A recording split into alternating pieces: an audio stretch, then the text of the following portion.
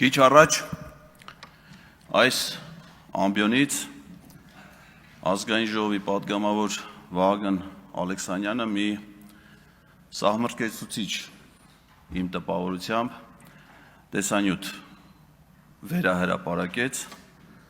որը չեմ կարծում, որ մեր հասարակության մեջ կամ առհասարակ բանական որևէ մարդու մոտ չի կարող զայրույթ չառաջացնել։ Չեմ կարծում, որ մեր հասարակության մեջ կարող է գտնվել թեկուզ մեկ մարդ,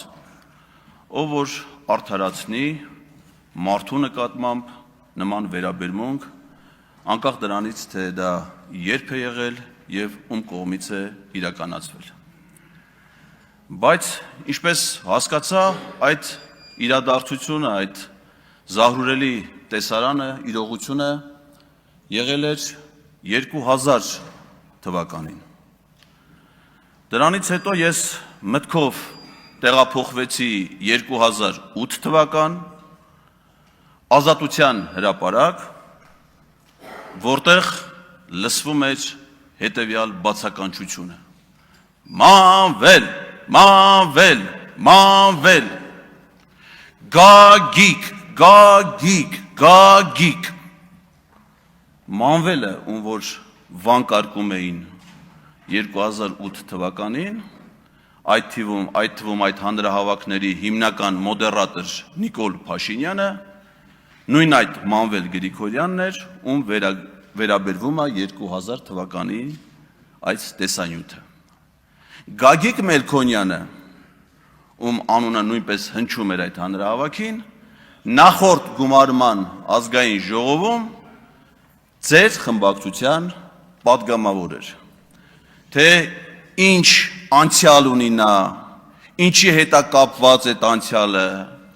զինվորներից ինչ խլելու հետ է կապված, կարծում եմ առավել մանրամասը կարասի նույն ինքը Վահագն Ալեքսանյանը։ Բայց դրա հետ միասին ինձ ուրիշ բան է հետաքրքրում։ Օրինակ, երբ որ Արայիկ Հարությունյանը խոսում է պարոն Ֆարմանյանի Մաքսայի մարմիններում աշխատանքի մասին, տեղյակ չի իր վարչապետի աշխատակազմի ղեկավար աշխատած ժամանակ իր տեղակալի կենսագրության մասին, որը նույն ժամանակաշրջանում աշխատել է Մաքսայի մարմիններում։ Խոսքը Արթուր Հովսեփյանի մասին է։ Եվ առանձնահատուկ վերաբերմունք է ունեցել Գագիկ Խաչատրյանին։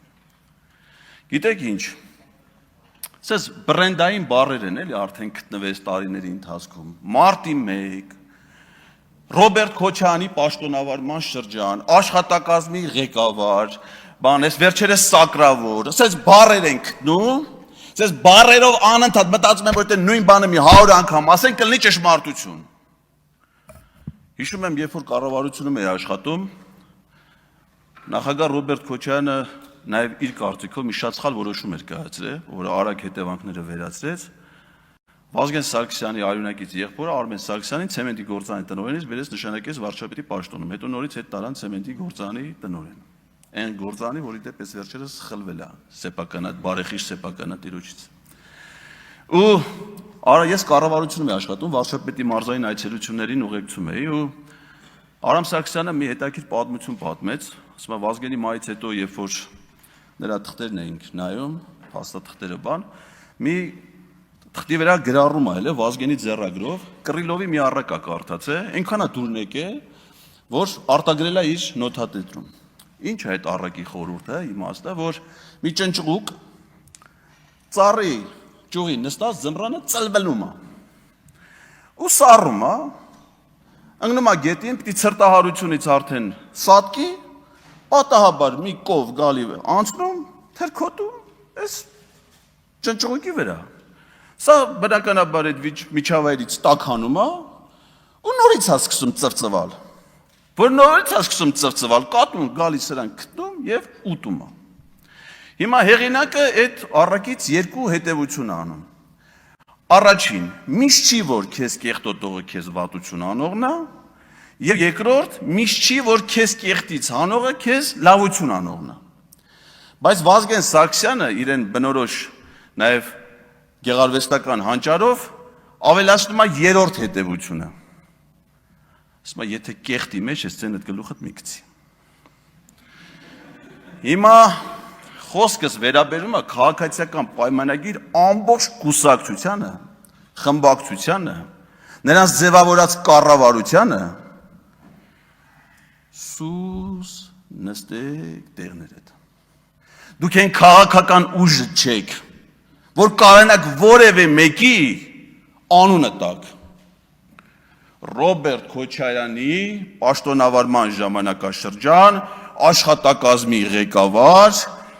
կոռուպցիա, այս համադրությունը հələ մի հատ բերեք տեսնենք, թե ում կերպարում է մարմնավորված։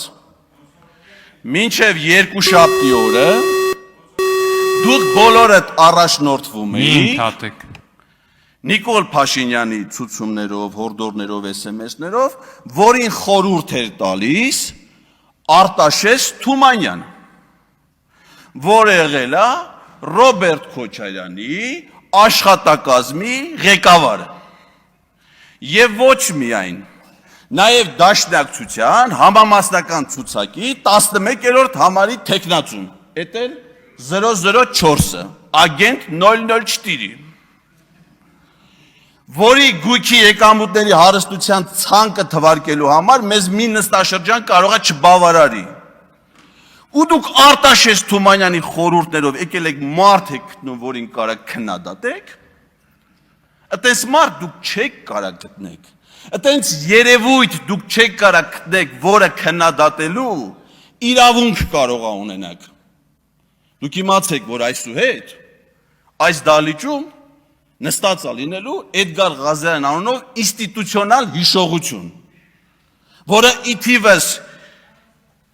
Գևորգ Սաղոյանի բազմաթիվ կենսագրական դրվագների գիտի նաև Պետրոս Ղազարյանի հետ Իսպանիայում նրա ֆուտբոլային հանդիպումների այցելությունները։ Էլ չեմ ասում մնացած կապերի մասին։ Դուք այն իշխանությունը չեք, որ այդ մասին խոսելու հնարավորություն ունեք։ Դուք այն իշխանությունն եք, որը գաղտնի եք պահում մեր ժողովրդից պետական բյուջեի կատարման ծախսերը։ Դրա համար իհարկե կարող է նաև դեմ լինեք, որ ընդդիմադիր ներկայացուցիչները ղեկավարեն բյուջետային հանձնաժողովները եւ ազգային ժողովի ֆունկցիոնալ հսկողություն իրականացնեն կառավարության նկատմամբ։ Այդտեղ ձեր խմբակցության ղեկավարը կառավարական ամառանոցների նախկին հաշվապահն է, ով նաեւ եղել է հայկական ժամանակ օրաթերթի հաշվապահը, որին երբ որ լրագրողները հարցում էին անում, ասում էին, թե ինչքան գումար է ծախսվում կառավարական ամառանոցի պահպանման վրա եւ ինչ նպատակով այդ գումարները ծախսվում, պատասխան էր գալի. պետական գաղտնիք։ Ես չեմ հասկանում, թե ինչի պիտի գաղտնիք լինի հանրային միջոցը հանրային ծառայողի վրա ծախսելու համար։ Եթե գաղտնիք չի, թող հաշվապահն ասի։ Արդյոք ճիշտ է այդ տեղեկությունը, որ դեռ 24 թվականի բյուջե, ես իհարկե կբերենք 27 թվականի բյուջե, մենք եկներս դա կպարզենք, օրական քանի միլիոն դրամ է ծախսվում Նիկոլ Փաշինյանի եւ մի քանի այլ ընտանիքների կեցությունը ապահովելու համար։ Ընդ որում ոչ միայն այդ ընտանիքների, այլ ես դες ուզում եմ հիշեցնել, որ այդ կառավարական ամառանոցի բնակիչներ են նաև Քայլոն, նույն ինքը Չալոն, Արջուկը, Ամպիկը, Մոլին եւ Բոնբորը։ Թվարկածս վերջին պերսոնաժները շներ են, որոնք Նիկոլ Փաշինյանը տարբեր ժամանակներում նվեր է ստացել Վրաստանի վարչապետից, Արագածոտնի մարզից եւ տարբեր տեղերից։ Մենք կիմանանք, թե ինչքան է մեր պետությունը ծախսում այս ամենի վրա։ Եվ կիմանանք, եթե հանձնաժողովի նախագահ ընտրենք պարոն Ֆարմանյանին, որը բացառիկ գործիչ է, երիտասարդ հասակում պատասխանատու վերաբերմունք ցուցաբերով ցանկացած առաքելության նկատմամբ, որն իրեն վստահվել է, գործնական աշխատանքը մշտապես համադրելով գիտական գործունեության հետ, վաստակելով իրեն արժանի հաջողությունները աշխատանքային գործունեության մեջ, ուսանողների սերը, հարգանքը եւ վստահությունը գիտական շրջանակներում։ Միգուցե մենք չունենք Վահագն Ալեքսանյանի պես բացառիկ արժանինքներ ունեցող այլ տեխնացու առաջադրելու համար, դրա համար ստիպված ենք առաջադրել Հայկ Ֆարմանյանին։ Շնորհակալություն։